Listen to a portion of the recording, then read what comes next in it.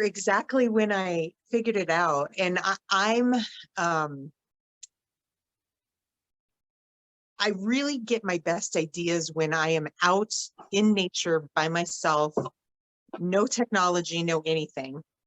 And my husband is a hunter, and we were out, I want to say it was the fall of 2018, and he was deer hunting, and he's a very serious hunter. So he will, I can't talk. I'm not allowed to talk while we're hunting because I can't scare the animals away, which in the beginning years, it really bothered me because I like to talk.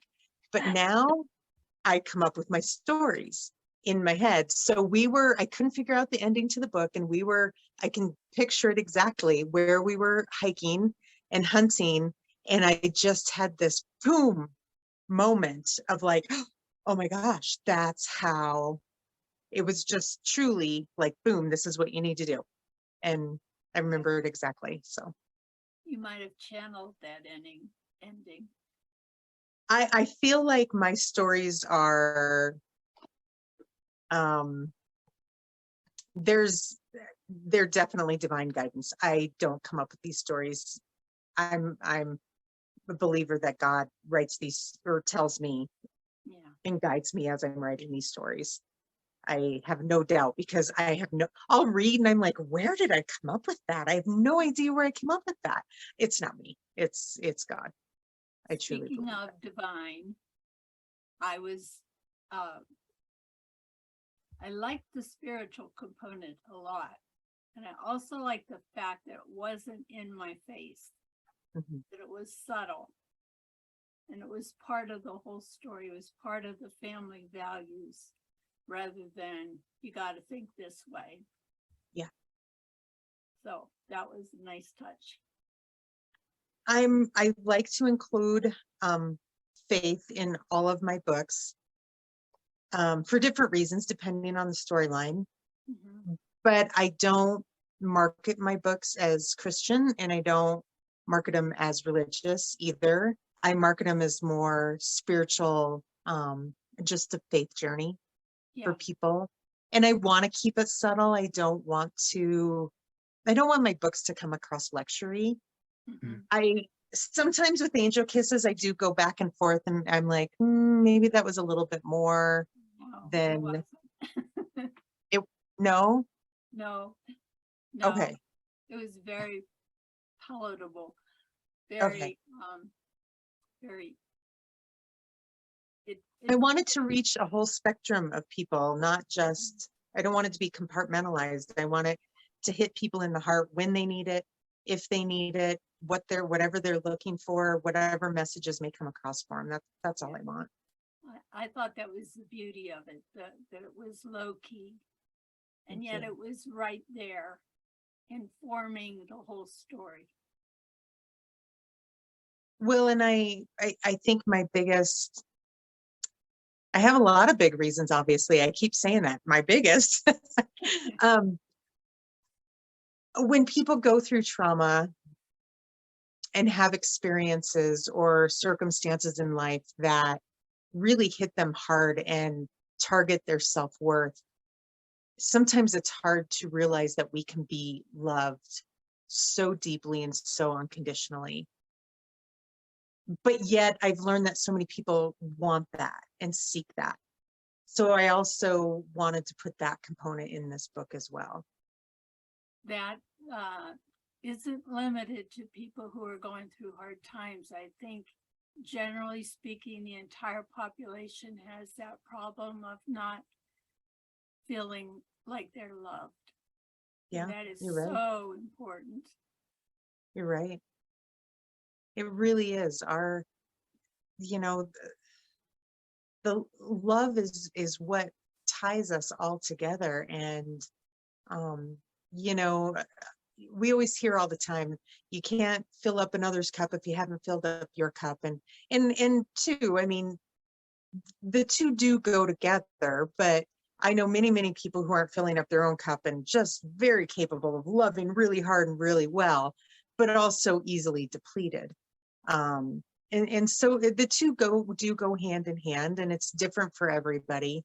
But I do know from my own personal experience that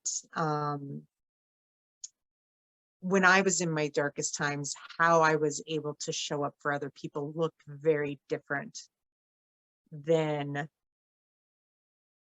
after I was healed, Mhm. after I went through the healing process.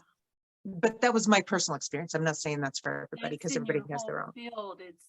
I don't think you can hide how you really feel. I didn't hear that one. What? I think how you are feeling at any given time is something that emanates from you, and Yeah. you can't really hide it. Yeah. You The can energy. try and go through the motions and be honorable about being responsible, but people still know that you're hurting Yeah. when Yeah. you are. And sometimes that hurt we take out on other people.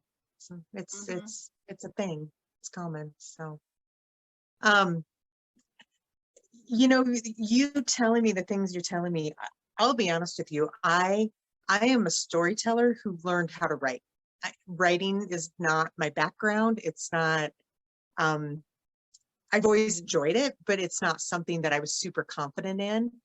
But I have always been able to come up with these crazy stories.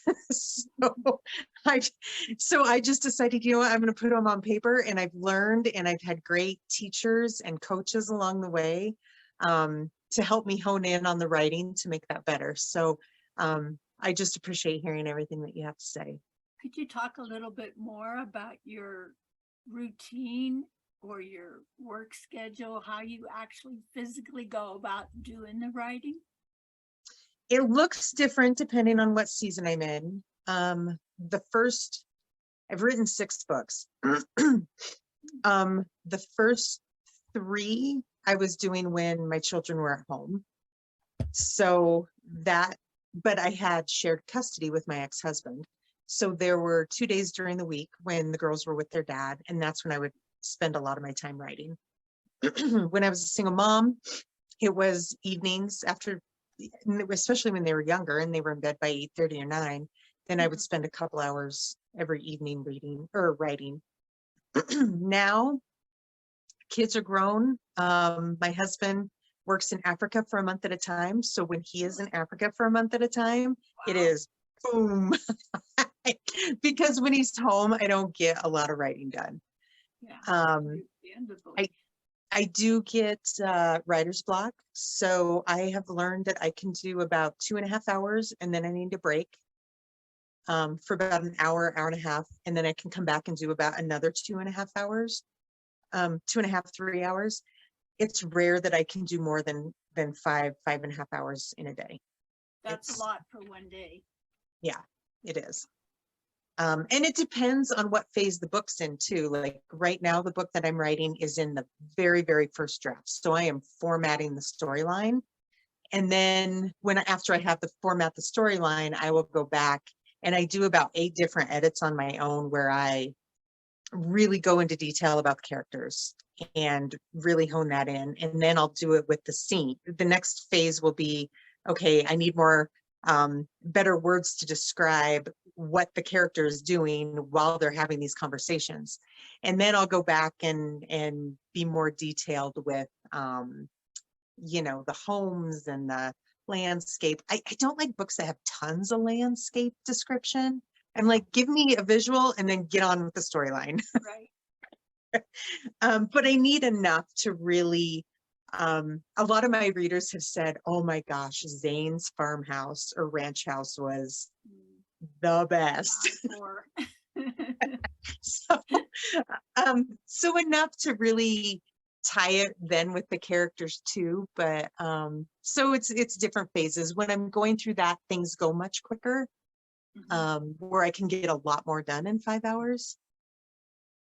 So it just depends. I used to be able to write when I was younger. I used to be able to write in the evenings. Now I can't write in the evenings. I have to be done by 7 or 8 o'clock.